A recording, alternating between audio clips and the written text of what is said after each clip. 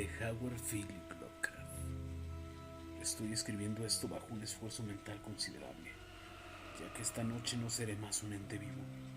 Sin dinero y habiendo acabado con mi provisión de droga, que es lo único que me hace la vida soportable, no puedo soportar más esta tortura. Me arrojaré desde esta ventana de la buhardilla a la sórdida calle. No creo ser un cobarde o un degenerado pese a mi adicción a la morfina.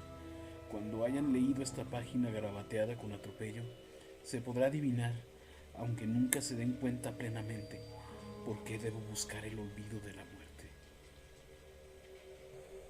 Fue en una de las zonas más abiertas y menos frecuentadas del ancho Pacífico, donde la embarcación de la cual yo era sobrecargo fue víctima de un corsario alemán del mar.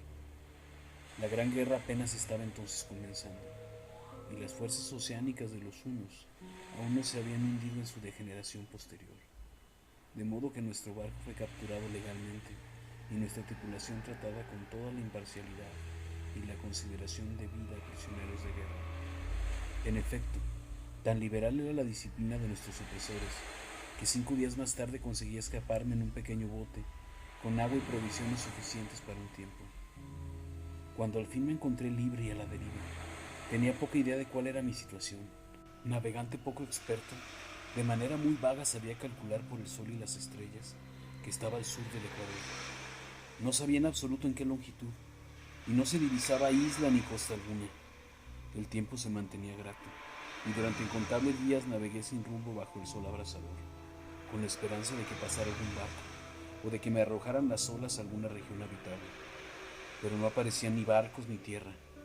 Empecé a desesperar en la soledad, en medio de aquella ondulante e ininterrumpida inmensidad azul. El cambio de fortuna ocurrió mientras dormía. Los detalles no podré conocer, pues mi sueño, aunque poblado de pesadillas, fue continuo.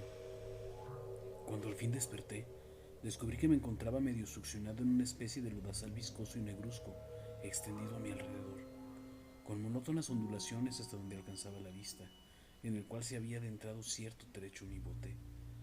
Aunque es posible imaginar que mi primera reacción fuera de perplejidad ante una transformación tan prodigiosa e inesperada del paisaje, en realidad sentí más horror que asombro, pues en la atmósfera y la superficie putrefacta había algo siniestro que me heló el corazón.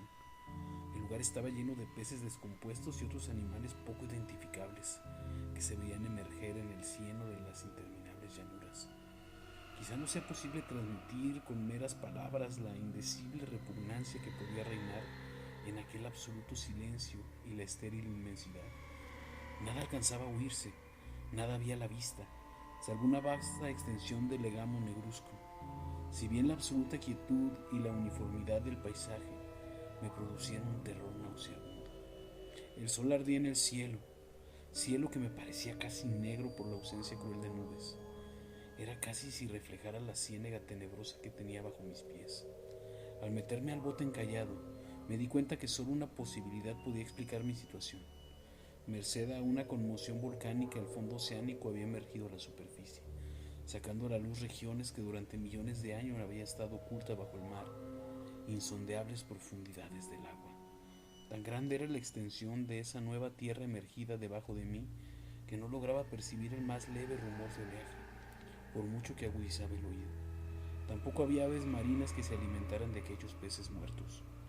Durante muchas horas estuve pensando y meditando, rellenando en el bote, que se apoyaba sobre un costado y daba un poco de sombra al desplazarse el sol en el cielo. A medida que el día avanzaba, el suelo iba perdiendo pegajosidad, por lo que en poco tiempo estaría bastante seco para poderlo recorrer fácilmente. Dormí poco esa noche y al día siguiente me preparé una provisión de agua y comida, a fin de emprender la marcha en busca del desaparecido mar y de un posible rescate.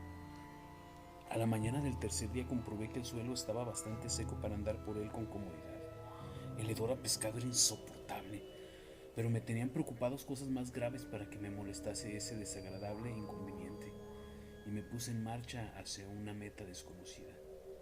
Durante todo el día caminé constantemente en dirección oeste, guiado por la lejana colina que descollaba por encima de las demás elevaciones del ondulado desierto.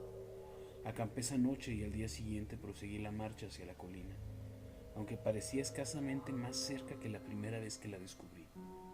Al atardecer del cuarto día llegué al pie de dicha elevación, que resultó ser mucho más alta de lo que me había parecido de lejos. Tenía un valle delante, que le hacía más pronunciado el relieve respecto al resto de la superficie. Demasiado cansado para emprender el ascenso, dormí a la sombra de la colina.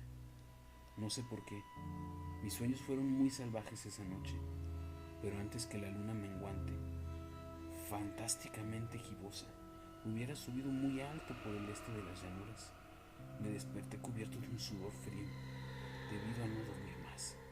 Ya lo decidí. Las visiones que había tenido eran excesivas para soportarlas otra vez. A la luz de la luna, comprendí lo imprudente que había sido al viajar de día. Sin el sol abrasador, la marcha me habría resultado menos fatigosa. De hecho, me sentí de nuevo lo bastante fuerte como para acometer el ascenso que por la tarde no había sido capaz de emprender. Recogí mis cosas e inicié la subida a la cresta de la elevación.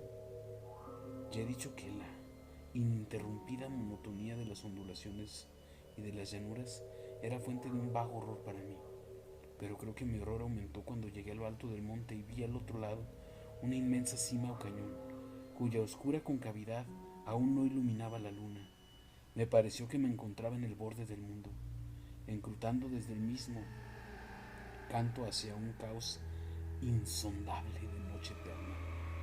En mi terror se mezclaban extraños recuerdos del paraíso perdido y la espantosa ascensión de Satanás a través de remotas regiones de tinieblas. Al elevarse más la luna en el cielo, empecé a observar que las laderas del valle no eran por completo perpendiculares como había imaginado. La roca formaba cornisas y salientes que pronunciaban apoyo relativamente cómodo para el descenso, y al partir de unos centenares de pies, al declive se hacía más gradual. Movido por un impulso que no me es posible analizar con precisión, bajé trabajosamente por las rocas, hasta el declive más suave sin dejar de mirar hacia las profundidades estigias, donde aún no había penetrado la luz. De repente me llamó la atención un objeto singular que había en el lado opuesto de la ladera, el cual se erguía enhiesto como un centenar de yardas de donde estaba yo, objeto que brilló con un resplandor blanquecino al recibir de pronto los primeros rayos de la luna ascendente. No tardé en comprobar que era tan solo una piedra gigantesca, pero tuve la clara impresión de que su posición y su contorno no eran enteramente obra de la naturaleza. Un examen más detenido me llenó de sensaciones imposibles de expresar, pues pese a su enorme magnitud y su situación en medio de un abismo abierto en el fondo del mar, cuando el mundo era joven, me di cuenta, sin posibilidad de duda, de que el extraño objeto era un monolito tallado a la perfección, cuya imponente masa había conocido el arte y quizá el culto de criaturas vivas y pensantes. Confuso y asustado, aunque no sin cierta emoción de científico o de arqueólogo, examiné mi alrededor con atención. La luna, ahora casi en su cenit, asomaba espectral y vívida por encima de los gigantescos peldaños que rodeaban el abismo, y reveló un ancho curso de agua que discurría por el fondo formando meandros, perdiéndose en ambas direcciones y casi lamiéndome los pies por donde me había detenido. Al otro lado del abismo, las pequeñas olas bañaban la base del ciclópeo monolito, en cuya superficie podía distinguir ahora inscripciones y toscos relieves.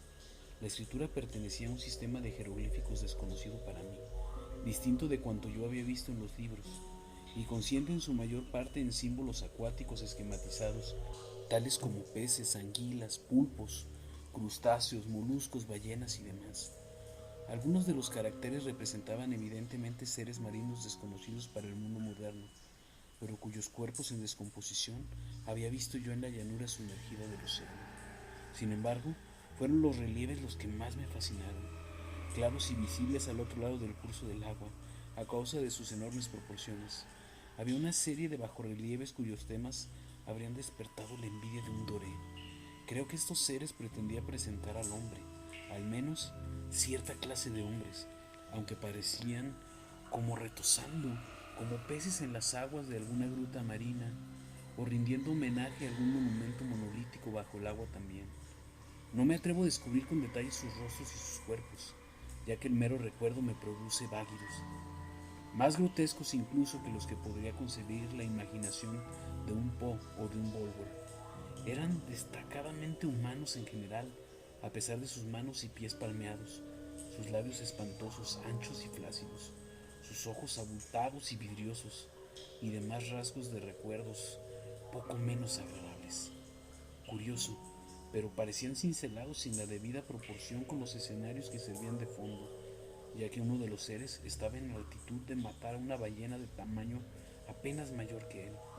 Observé, como digo, sus formas grotescas y sus extrañas dimensiones, pero un momento después decidí que se trataban de dioses imaginarios de alguna tribu de pescadores o marinera, de una tribu cuyos últimos descendientes debieron de parecer antes que naciera el primer antepasado del hombre de Piltdown o de Neandertal.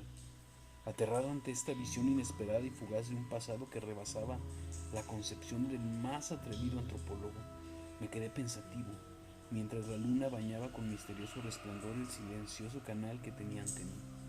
Entonces de repente lo vi. Tras una leve agitación que delataba su ascensión a la superficie, la entidad surgió a la vista sobre las aguas oscuras. Inmenso, repugnante. Aquella especie de Polifemo saltó hacia el monolito como un monstruo formidable y pesadillesco, y lo rodeó con sus brazos enormes y escamosos, al tiempo que inclinaba la cabeza y profería ciertos gritos acompasados. Creo que enloquecí entonces. No recuerdo muy bien los detalles de mi frenética subida por la ladera y el acantilado, ni de mi delirante regreso al bote varado. Creo que canté mucho y que reí incesantemente cuando no podía cantar. Tengo el vago recuerdo de una tormenta poco después de llegar al bote. En todo caso, sé que oí el estampido de truenos y demás ruidos que la naturaleza profiere en momentos de mayor irritación. Cuando salí de las sombras, estaba en el hospital de San Francisco. Me había llevado ahí el capitán del barco norteamericano que había recogido mi bote en medio del océano. Hablé de muchas cosas en mis delirios, pero averigüé que nadie había hecho caso de mis palabras. Los que me habían rescatado no sabían nada sobre la aparición de un área del fondo oceánico en medio del Pacífico, y no juzgué necesario insistir en algo que sabía que no me iban a creer. Un día fui a ver un famoso etnólogo, y lo divertí haciéndole extrañas preguntas sobre la antigua leyenda filistea en torno a Dagon, el dios pez, pero enseguida me di cuenta que era un hombre irremediablemente convencional, y dejé de preguntar. Es de noche, en especial cuando la lluvia se vuelve gibosa y inundante. Cuando veo a este ser, he intentado olvidarlo con la morfina, pero la droga solo me proporciona una sensación transitoria y me ha atrapado en sus garras, convirtiéndome sin remedio en su esclavo. Así que voy a poner fin a todo esto. Ahora que he contado lo ocurrido para información o diversión desdeñosa de mis semejantes, muchas veces me pregunto si no será una fantasmagoría, un producto de la fiebre que sufrí en el bote a causa de la insolación, cuando escapé del barco de guerra alemán. Me lo pregunto muchas veces, pero siempre se me aparece en respuesta a una visión monstruosamente vívida.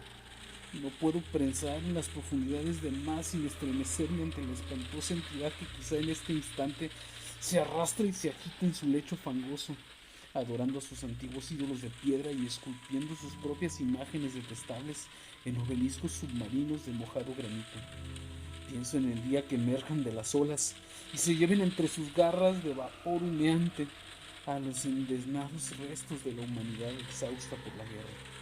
El día en que se hunda la tierra y emerja el fondo del océano en medio de un universal pandemonio. Se acerca el fin. Oigo ruido en la puerta, como si forcejearan en ella un cuerpo inmenso y resbaladizo. No me encontrará. Dios mío, esas manos. ¡La ventana! ¡La ventana!